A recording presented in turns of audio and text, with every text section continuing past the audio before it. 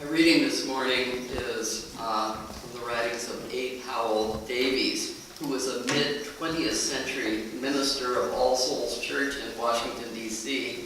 He was also a civil rights leader and theologian. He wrote, "Let me tell you why I come to church. I come to church and would whether I was a preacher or not, because I fall below my own standards and need to be constantly brought back to them.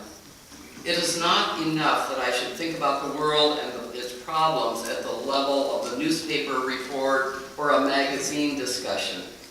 It could too soon become too low a level. I must have my conscience sharpened until it goads me to the most thorough and responsible thinking of which I am capable. I must feel again the love I owe my fellow humans, and I must not only hear about it, but feel it, and in church I do. I need to be reminded that there are things that I must do in this world, the unselfish things undertaken at the level of idealism.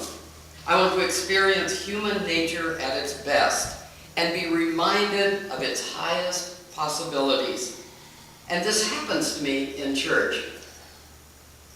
It may seem as though that the same things could be found in solitude, but it does not so easily happen that way.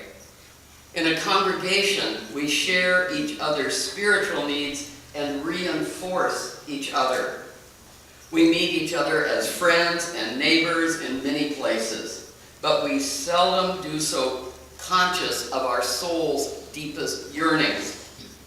In church we do, in a way that protects us from all that is intrusive, that leaves us knowing that we all have the same yearning, the same spiritual loneliness, the same need of faith and hope and assurance.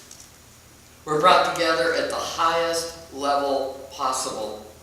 We are not merely an audience, we are a congregation.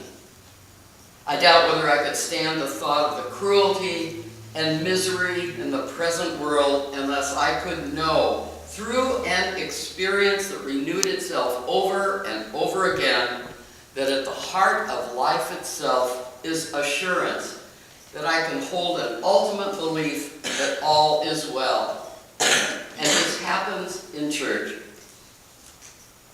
He concludes, life must have its sacred moments and its holy places.